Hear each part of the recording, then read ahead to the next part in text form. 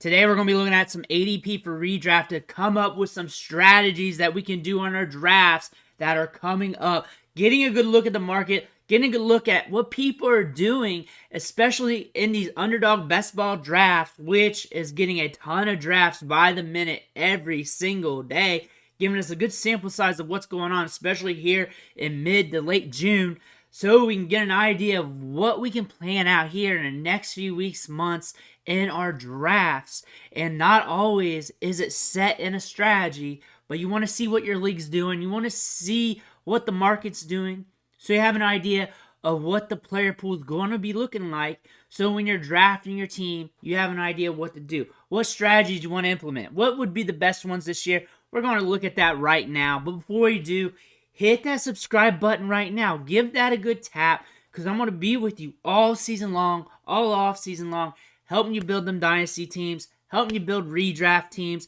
helping you set lineups, letting you see some player clips, whatever I can find. This is a very active channel. We're here all year long, partying it up. But let's look at some ADP here, and let's look at what's going on and see what's going on in drafts. The first thing I want to point out here is you look at the first round, you look at that, you're seeing a lot of yellow. You're seeing a lot of wide receivers getting pushed up.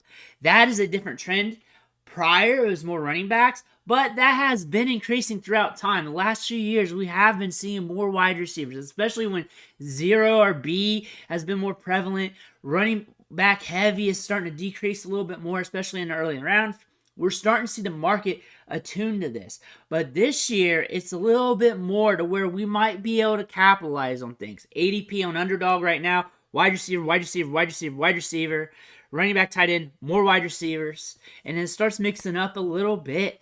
So that's something you may want to look at. A thing you want to think about here, since so many wide receivers are coming off the board. I think 18 wide receivers in the first 3 rounds, and I think it was like 15 or 16 on average in ADP this time last year on underdog. So we're seeing an increase. The pool is going to start diminishing at wide receiver once you get in around 6, 7, 8. It's just going to start to fall off. I know when you look in the micro, you might like this guy, that guy, that guy.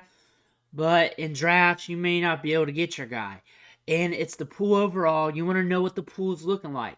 At the running back position, once you get 6, 7, 8, 9, it's not as lucrative as Austin Eckler, Saquon Barkley, Christian McCaffrey. But you got a lot of upside plays. And we know about the running back position. This is why wide receivers are getting pushed up more. It is very, very, very fragile. You get a lot of running backs who miss some weeks. You got the backups coming in. You got those mid-tier guys. You got that dead zone of the running backs. Those guys start getting their opportunities. And things fluctuate more at the running back position, where those middle guys a lot of people like to look at. Another thing, too, the running backs here this year, when we're looking at rounds 1, 2, 3, 4, 5, they're sliding a little bit more, but they're also starting to come at more of a value, where you may be able to mine some values here and get some good running backs. There might be some interesting running back builds to start your league off. There might be some you're going to see. You also might see some people go wide receiver, and have some interesting builds. After doing a ton of drafts this year, one thing I'm going to tell you, the one thing I'm really going to tell you, that if you go super heavy running back, you start off running back, or even with 4, you're going to really hate life when you get in round 6, 7, 8, 9, and it's time to look at wide receivers, because things are not looking good. The pool's not sexy. Things are dropping off. You might get lucky. There's somebody out there that's going to get lucky. And, years prior, you could get away with that. This year's draft, it's starting to get light in the pants. So you're going to want to mix things up. You can go heavy at wide receiver and get some running backs on the back end in round 6, 7, 8, 9, and you might have a good team still going. Really, when you're looking at this, when you want to commit to a rule and a strategy for rounds 1 through 5, I'm not going to trash any of the strategy, but really what you want to think about here is, hey, I want to come strong at wide receiver. I want to make sure I'm strong at wide receiver, and I want to make sure I at least have something at running back, maybe at least 1, maybe 2. I want to make sure I'm good at running back, but really, ultimately, you want to be Bayesian with the values, and you just want to know what's coming ahead off that cliff. You're going to know that the wide receivers are going to fall down a bit. You're still going to have a good trend line of running backs.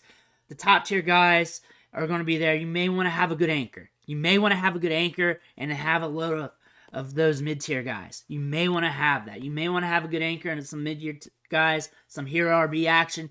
That looks like it could be very solid this year. And just going super heavy at wide receiver. You're looking at quarterback. You got half the QB1s going in the first 5 rounds. Pretty high. This is also best ball. That might change once we get an actual redraft. The wide receivers in home leagues, that should diminish a little bit. But again, when you Google, when you go to the sites, you're hearing wide receiver value, wide receiver this, wide receiver that. You've heard that from the last few years. ZRB this, that.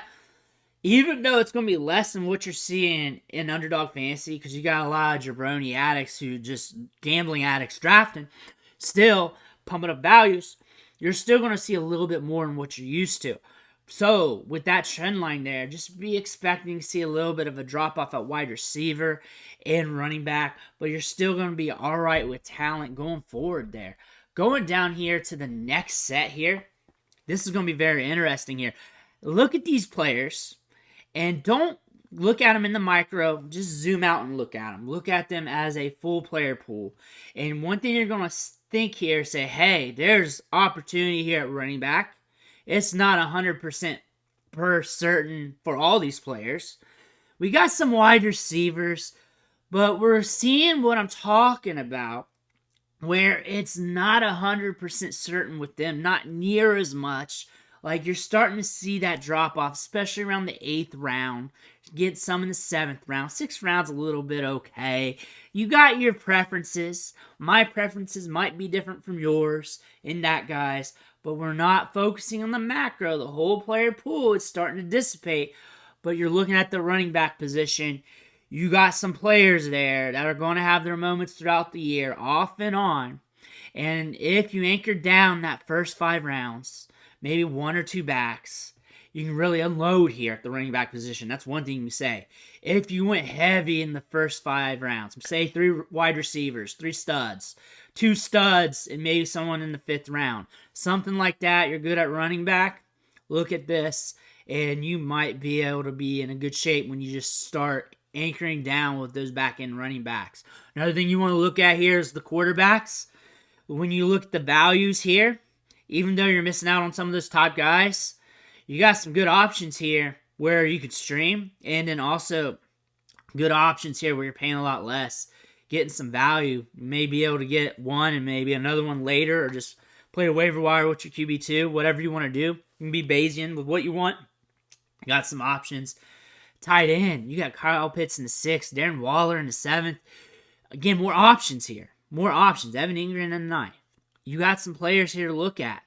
Again, running backs looking strong. You got wide receiver. Not bad. Not bad. I'm not trashing it.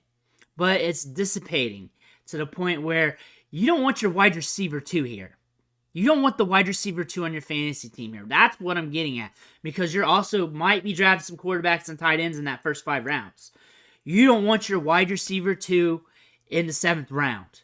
You don't want Brandon Cooks to be accidentally your wide receiver 2 or 3. You don't want that. Going here to the next sets. After that, you're really just picking guys on upside. Running back's still kind of strong. Not strong, but stronger compared to other years in the depth. You're looking at like Jamal Williams, Jerick McKinnon. You're looking at Kendra Miller, Tyler Algier. You got some players there. You got Jalen Warren. You're going to have some moments throughout the season. You're not getting full-fledged starters week 1 because those guys go earlier. You have some upside players at wide receiver. But again, I think going heavy at that wide receiver position early in your draft is really going to do something for you. But you do not want to miss out on the running back position either. You want to be anchored down pretty good, but really know what's coming up. You know that wide receiver is going to dissipate, but you're also going to get a lot of good dart throws. Marvin Mims, Rashid Rice. You're going to get some of those. You're going to get some of those guys. Some good dart throws here that can get you air yards. So you want to be strong at the wide receiver position here because wide receiver is less predictable throughout the season. Injuries mount up and say Jalen Warren's going to be the guy. Najee Harris got hurt. You're going to peg Jalen Warren for carries. You know he's going to get X amount of touches, and those touches are going to lead to at least a baseline amount of fantasy points, maybe more if the team's humming and he gets a touchdown, maybe catch a couple balls.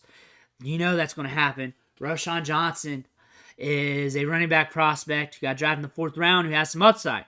You draft him late, hope he hits. We see these rookie running backs that pop off middle to late part of the season. Kendre Miller, Roschon Johnson. You don't want to miss out on those. You don't want to be chasing the wide receiver here and miss out on some of those young running backs that you like, too, who have upside, and you're chasing upside, and you want to stash for the season. You don't want to miss out on those players because you neglected wide receiver a little bit earlier in your draft as well. When I think about the most optimal strategies for this year is, one, being very, very, very, very Bayesian in the start of your draft, letting it come to you. There could be a good potential you start off with running back, wide receiver, and still loving your team. Honestly, with those first 5 rounds, you want to come out strong at wide receiver, but you do not want to neglect running back. That is the thing. You want to come out strong at wide receiver, and you don't want to neglect running back, whether that's going 3-1, 3-2, 3 wide receivers to 2 running backs, 3 wide receivers to 1 running back. Depending on how your build is going, this is going to be a ball of clay, and it's going to go how your draft is. You might go running back, because depending on who you're drafting with and how they're going after the wide receiver position, that just might end up that way. However, it might go wide receiver, anchor running back, 1 fell. You know what? You're coming in hammering running backs off that crew in the middle rounds, and then picking up some upside flyers, tight ends, quarterbacks after that, or somewhere in between there. That's something I could see a lot of people doing as well. ZRB should be decent this year considering the roster of running backs in the player pool. I could see a lot of people championing that up a lot. I could see ZRB being strong this year. But with ZRB being strong, if you do not have the history with it or you have not practiced it over time, that might be hard for you, especially if you're just learning the tea leaves of playing the waiver wire with it, or if you're very emotional with your players, you get nervous, you have FOMO. That might not be the strategy for you. You got to think of it that way. I think robust RB, going heavy, running back in the start. I think that is the strategy that's going to suck the most. Because at the end of the day, these wide receivers are going to deteriorate. This pool is going to dry up. It's going to dry up quicker than you want it to be. And then you're going to be hurting at that spot. A couple of those running backs are going to miss some time. And that's going to hurt you. And the odds of you making it with 4-3 straight running backs are not going to be good unless some other players fall in the draft compared to other years. Unless you're able to make stuff happen off the waiver wire. But honestly, we're looking at the draft strategy, not the full season strategy here, even though that's also played in when you're talking about ZRB and everything else. So I get it. You got to think about that. The player pool coming up in round 6 through 11 or whatever is really going to impact what you want to do in the first 5 rounds. Again, come out strong wide receiver. Don't forget running back. Let everything come to you. Play off that. I think it's going to be good this year. I think we're going to have a lot of good values coming our way in drafts. Just be Bayesian. We'll do some mock drafts here on the channel here soon. Maybe some underdog drafts. That way we can get a good look. Play around with it. Make some builds that shouldn't have been built so you get an idea of what structures can look like instead of drafting what we think is good. Because that helps you out as well because you want a good feel of the draft. But let me know in the comments below. How you feeling about this year's draft? How you feeling about the pool of players? I want to hear about it. Make sure you hit that subscribe button on the way out. I'm here to help you build your teams. I want to thank you for watching. Catch you on the next video.